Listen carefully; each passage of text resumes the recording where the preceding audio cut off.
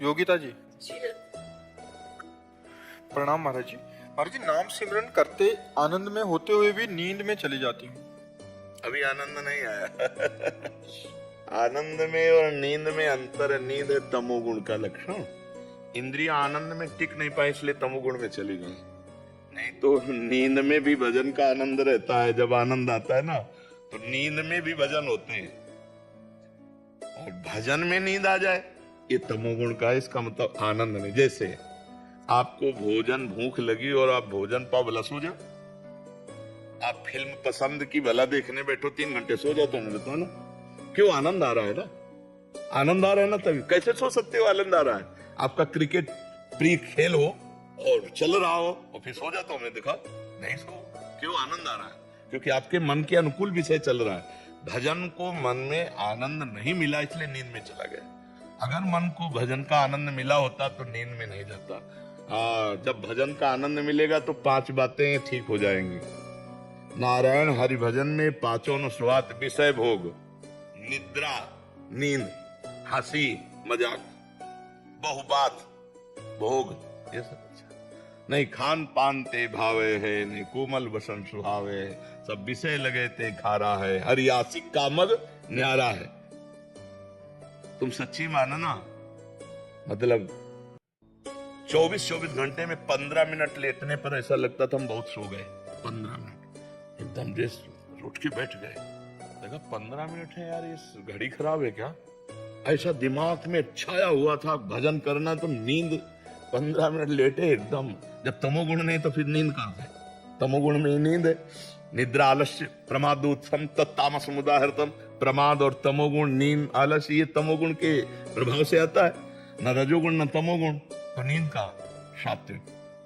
भजन करते करते नींद में चले जाना है तमोगुण की प्रधानता का लक्षण है। ये नहीं होना चाहिए। खड़े हो जाओ, खड़े होके भजन करो, टहल के भजन करो। भजन के समय नींद नहीं, नींद के समय भजन करो, लेकिन भजन के समय नींद नहीं। जैसे सो रहे हैं तो सोने जाए तो राधा राधा राधा।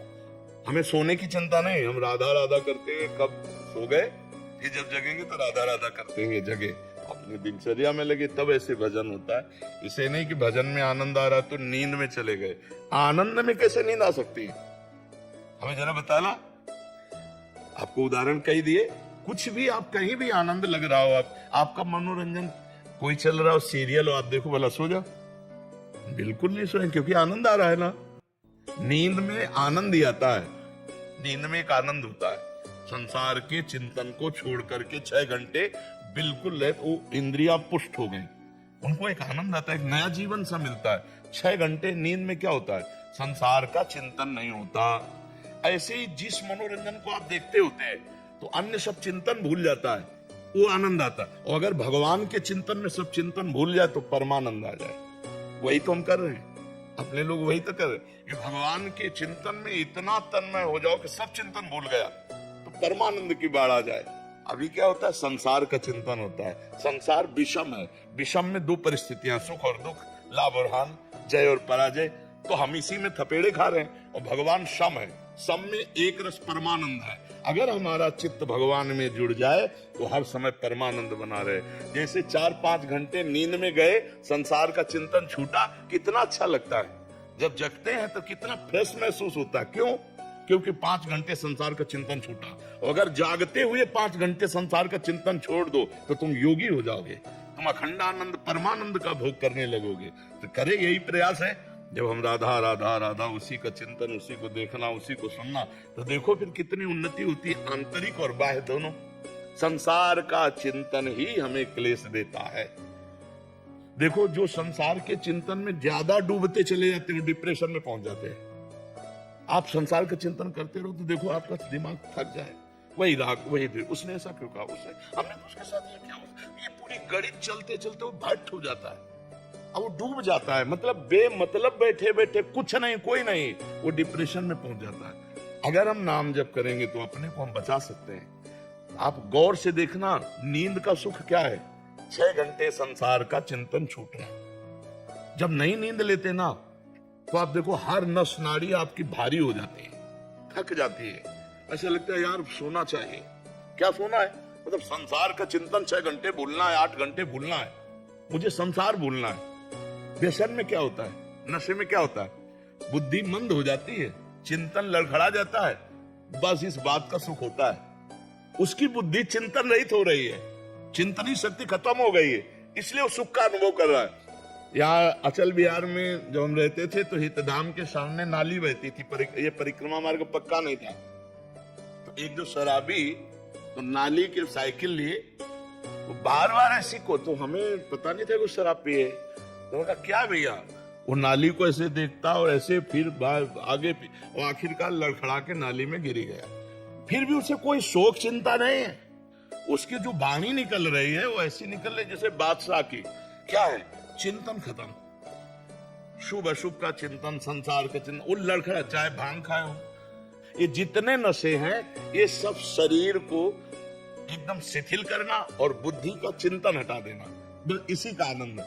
और सोचो अगर यही काम आप जागृत अवस्था में भगवान में लगा दो तो बुद्धि पंग हो जाए, तो वही समाधिस्थ महापुरुष कहे जाते हैं, वही योगी कहे जाते हैं, वही भगवान के प्रियजन कहे जाते हैं। देखो ना, एक बिंदु पर अपने चित्त को लगा कर देखो। थोड़ी देर अगर आपको शक्ति ग्रहण करनी तो हम आपको बता, कोई एक बिंदु तय करो, जैसे ऐसे बैठे हैं, कोई एक बिंदु तय करो और उसी में नेत्र लगा दो और बस राधा राधा राधा, आंख खुली हो मुंह बंद। अब आपकी आंखों से पानी झरने लगे तो ऐसे कर लिया, फिर उसी पे लगा दो, फिर जिधर चिंतन करोगे एक तार चिंतन जाएगा। इसे त्राटक किया कहते हैं योग में। कितने अपने पास साधन है जिससे हम एकाग्रता को समेटकर भगवान के चरणों में चिंतन में लगाएं, अभी आनंद आ जाए। जादू मंत्र टूना और ये जो आते हैं ना वो कैप्सूल जैसे, वो क्या कहते हैं उनको, जंतुर, इनसे काम नहीं बनने वाला। तुमको हाँ ज्ञान विज्ञान संपन्न होना पड़ेगा, ये सब छूछा, ये सब नाटकबाजी से नहीं निकलना। देखो जैसे नाम जब भी चल रहा हो, चिंतन भी दूसरे आ रहे हो, तो मन के दो विभाग हो जाते। हाँ, मन के दो विभाग हैं ही, जैसे बुद्धि को दो विभाग है ना। रावण से विभीषण जी कह रहे हैं, कुमति सुमति सबके उरराही, नाथ निगाम। हाँ, जहाँ सुमति तहाँ संपत्ति नाना, जहाँ कुमति तहाँ भी, मतलब सुमति और कुमति जैसे होती है। हाँ, ऐसे ही सुमन और कुमन होता है। सुंदर जो मन होता है वो आपको अच्छी सलाह देगा, और कुमान जो कुमार्गगामी मन होता है वो उसी समय गलत सलाह देगा। उसी समय जैसे आपसे कह रहा है ये भोग लो बहुत अच्छा है, तो अंदर से आएगा नहीं यार फंस जाओगे, बहुत गलत है। उसी में दो विभाग हैं। अच्छे वाले में मन इंद्रियाणाम मनश्चास्मि, और बुरे वाले मन को अच्छा बना दो तो निर्मल मन हो गया, भगवान प्रगट। विचार बुरे नहीं आते, काम को कैसे करना वो दिमाग में चलता रहता है, और नाम जब भी चलता रहता है। हाँ, तो आपको काटना है, डिलीट करके एक को चलाना है, ये बुद्धिमानी है, उसे रोकना होगा। हमें इसीलिए कहते हैं जैसे नाम जब करो तो नाम के अक्षरों का ध्यान करो, इसे डबल फंसाना होगा। ये डबल पटरी पे दौड़ता है, राग द्वेष पे दौड़ता है, तो इसे फंसाना होगा। राधा, अब अंदर से उच्चारण कर रहे हैं राधा, सामने लिखा है राधा, हम पढ़ रहे हैं, देख रहे हैं, सुन। अब इसको भागने का अवसर नहीं मिलेगा तो ज्यादा देर इसमें टिकेगा नहीं, देखना। और अगर टिकने लगे तो फिर देखना आप आनंद आने लगेगा, फिर रुचि बढ़ने लगेगी। ये डबल भागना चाहता है, ये दो काम एक साथ करना चाहता है, इसमें क्षमता है। ये भगवान की आरती भी करेगा और बाजार भी वो आएगा उसी समय। भगवान की आरती करता जा रहा, सोचता जा रहा, बाजार जाना, वहां मिर्च लानी, वहां आलू लानी, वहां ये सब करता रहेगा। देखने में लगेगा भक्ति हो रही है, चिंतन हटते ही लगता है कि मैं नाम जब भी चल रहा था मेरे। हाथ नहीं, वो दो काम कर सकता है, इसीलिए हम डबल उसको फंसाते। लिखो और उच्चारण करो और सुनो तो उससे मंगल हो जाएगा। सूरज जी मुजफ्फरनगर से। श्री राधा राधा वल्लभ श्री हरिवंश महाराज जी। सदगुरु भगवान, कभी कभी चिंतन सहज ही हो जाता है और पर कभी कभी बहुत प्रयास करने पर भी नहीं होता, इसके लिए क्या करें? बिल्कुल बिल्कुल। कबहू तो थोरो भजन, कबहू होत विशाल, ये पहले रसिक महापुरुष लिखे। मन को धीरज छुटे नहीं, गाहे न दूजी चाल। जिस समय रजोगुण और तमोगुण का आवेश होगा उस समय भजन खींचना पड़ेगा। मन बिल्कुल भजन में नहीं लगेगा, स्वाद भजन में नहीं लगेगा, संसार अच्छा लगेगा, उस समय भजन खींचना पड़ेगा। और जिस समय सतोगुण होगा तो एकदम अनुकूल, ऐसा लगेगा रसगुल्ला जैसे खाते हो ना, ऐसा राधा राधा नाम सुधार संदसी तुम। और जब रजोगुण तमोगुण होगा तो फिर वो अच्छा लगेगा, संसार का भोग, संसार के चित्र, संसार की बातें, भगवान अच्छे नहीं लगेंगे। और जब गुणातीत भजन हो जाता है, तीनों गुणों से परिस्थिति हो जाती है, तब एक तार भजन चलता है। अभी एक रस भजन नहीं होगा, अभी गुणों के अंतर्गत है। जो रहे सदा ज्ञान एक रस, तो ईश्वर जी में भेद कहो कर। अभी जीवत्व देहाभिमान को लेकर त्रिगुण के अंतर्गत है। तो कभी सतोगुण आया, कभी रजोगुण आया, कभी तमोगुण आया। तीनों गुण हम पर प्रभावित न कर पावे। हरिवंश महाप्रभु कहते हैं, ई डर ही डरपि हरिवंश ही जिनो भ्रमई गुण सलिल पर, जे नामन मंगल लोक त्यों सुहरि पद भज न विलंब कर। हर समय जबरदस्ती भजन में लगाए रहो, तीनों गुणों पर विजय प्राप्त कर लोगे। गुण के अनुसार के आज मन नहीं लग रहा तो फिर बात गलत हो जाएगी। चले न दूजी चाल, चले न दूजी चाल। अब टीवी देख लेते हैं, भजन में मन है, या चलो आज सिनेमा दे, चलो आज उसके पास बैठते हैं, गलत हो जाएगा, संस्कार गलत हो जाएगा। गाहे न दूजी चाल, हम सो सकते हैं लेकिन गलत संग नहीं कर सकते। तो सोने के बाद फिर उठेंगे, गुण चक्र बदलेगा, भजन में लग जाएंगे, और अगर गलत संग हो गया तो संस्कार बन जाएगा, भजन में विक्षेप डालेगा। तो ये तब तक चलेगा जब तक गुणातीत नहीं होगे, तब तक ये विक्षेप डाल, कभी भोग प्रिय लगेंगे, कभी भगवान प्रिय लगेंगे, कभी भजन अच्छा लगेगा, कभी प्रपंच अच्छा लगेगा। यही तो साधना है कि काट काट करके प्रपंच और भोगों की वृत्तियों को हम भगवान के चरणों में लगा रहे। चित्त वृत्ति को निरोध करके, रोक करके प्रभु के चरणों में लगाना। इसी पर प्रभु रीझ जाते हैं कि ये इतना आकर्षण पर भी हमारा चिंतन नहीं छोड़ता, तो फिर भगवान कृपा कर देते, माया हटा देते हैं। भगवान कहते हैं ना, दैवी हेषा गुणमयी मम माया दुरत्तया मामेव ये प्रपद्यन्ते माया में ताम तरन्ते, मैं उसे माया से ताम। मतलब तीनों गुण का प्रभाव खत्म। अब स्वाभाविक भजन जैसे विषय पुरुष का विषय चिंतन, ऐसे भगवत चिंतन। कामी नारी प्यारी जिम, लोभी जिम प्रिय दाम, तिम रघुनाथ निरंतर प्रिय लागो हरि राम। वो भजन फिर त्रिगुणातीत होता है, फिर उसे कोई भ्रष्ट नहीं कर सकता, वो जीत गया माया पर। भगवान की शरण में होकर प्रयास करते रहो, कृपा उनकी, प्रयास हमारा। ठीक है। प्रेम प्रकाश पांडे जी, झारखंड से। राधा वल्लभ श्री हरिवंश महाराज जी। महाराज जी, आपकी कृपा से लगभग नियमित सत्संग और एकांतिक वार्तालाप श्रवण कर रहा हूँ। मन के समाधान आपकी कृपा से हो चुके हैं। महाराज जी, जिज्ञासा है, पूज्य अष्टावक्र जी राजा जनक जी को। जब मन का समाधान हो गया तो जिज्ञासा कैसी रही? चित्त का समाधान होने के बाद कोई जिज्ञासा नहीं रहती। अभी समाधान नहीं हुआ है। समाधान का मतलब होता है लक्ष्य में स्थित हो जाना, चित्त का परमात्मा तत्व में स्थित हो जाना समाधान होता है। वो शायद शब्द का प्रयोग कर रहे हो लेकिन उसका अर्थ नहीं जानते हो, तो इसलिए अब जिज्ञासा कीजिए, क्या कहना चाहते हैं। पूज्य अष्टावक्र जी राजा जनक जी को अष्टावक्र गीता में कहते हैं कि आत्मा स्थित है, गुणों से लिपटा हुआ शरीर उठता है, बैठता है, खाता है, जगता है, सोता है, मुझ आत्मा में कोई क्रिया नहीं होती। तो फिर कहाँ जन्म, कहाँ मरण, कैसा स्वर्ग, कैसा नरक, ये सब तो देह भाग में है। मेरी जिज्ञासा है कि स्थूल, सूक्ष्म और कारण शरीर, यातना देव देह क्या होता है, और मन, प्राण, जीवन और मरण से कैसे संबंधित है। देखो, जब हम स्वप्न में होते तो ये ज्ञान नहीं होता कि एक स्थूल शरीर पड़ा है सैया पे, और स्वप्न में पूरा विलास होता है, दुखद या सुखद, अनुकूल या प्रतिकूल। कोई न वस्तु होती है, न कोई व्यक्ति होता है।